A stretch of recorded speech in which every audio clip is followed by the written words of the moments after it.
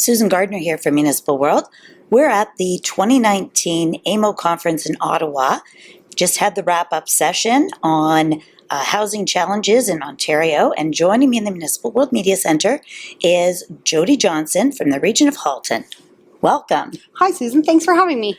You had a great presentation there as part of the panel this morning, and you drew applause a few times with some of your insights. Tell us what you think about Bill 108. Well, we were talking about Bill 108 and the province's direction with regard to housing choices and affordability. And one of the concerns or observations that I have is, A, we don't know all of the detail because the regulations are not yet released and all of the transition provisions aren't known. So we don't know the full impact yet.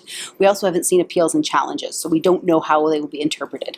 One of my main concerns, however, is what I see is I think about the difficulty in reconciling the idea in the discussion around the Memorandum of Understanding and AMO's great relationship and AMO's members' relationship with the province and all of the discussion tables and all of the technical working groups that happen.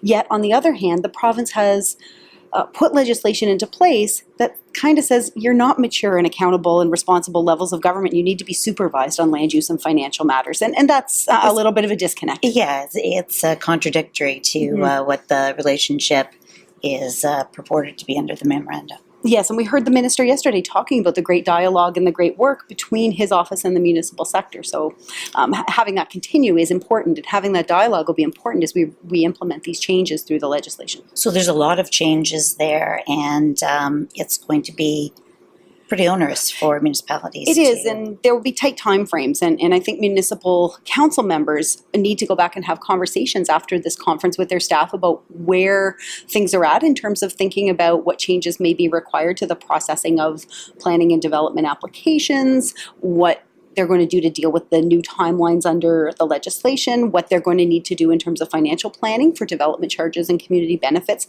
and what some of that high-level overview planning is that will be required. But municipalities are going to need to, whether at the expiry of their development charge bylaws or at a sooner point in time, we should know that soon, they'll need to update their development charges bylaws.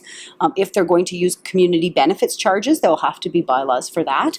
We also may want to think about things like fees and charges bylaws and what may be required in terms of resources to meet the processing timelines and review timelines for development applications. So the changes are supposed to be revenue neutral.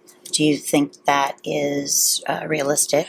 What I don't know is it revenue neutral completely or revenue neutral to the situation as it is today? Because the development charges regime itself is not revenue neutral. There are exemptions, there are mandatory deductions, there is what I refer to as a gap that taxpayers need to fund in that regard. In my municipality in Halton Region, it's an annual amount of about $14.1 million a year. When you roll in the local municipalities and the school boards, it's about a little over $87 million a year. So is it intended that that same level is going to continue, or is it going to truly be revenue neutral? I don't know. I suspect the former, but I haven't seen all the detail yet.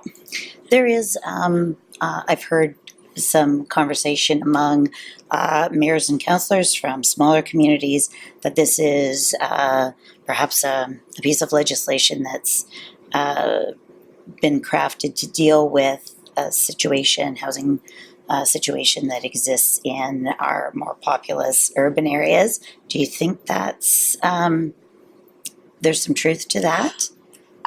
I don't know if I have a complete answer to that. I mean, different communities have different needs in terms of attracting housing and or managing growth. Right. It may be that you're not dealing with a huge influx of growth, but you're trying to think, how do I attract to my municipality a wide range of housing choices, and I make this an attractive option for maybe some of those people who can't afford housing or don't have choice in other areas that are a little too busy. How do I encourage them to come to my municipality? So thinking about the tools from your own context and situation, I think, is important. There's perhaps something in it for everyone if it works as intended. Let's hope. Okay. In the run up to in this consultation period now,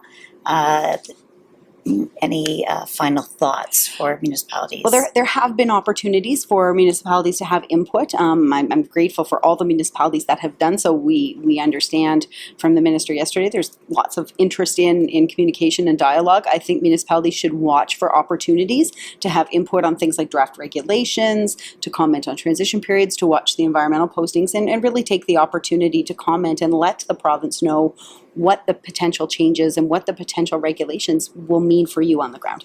Okay, that's fantastic. Thank you so much for coming and chatting with us. You're welcome. Always a pleasure to be here. Thank you. Susan Gardner for Municipal World, here with Jody Johnson. We share your stories.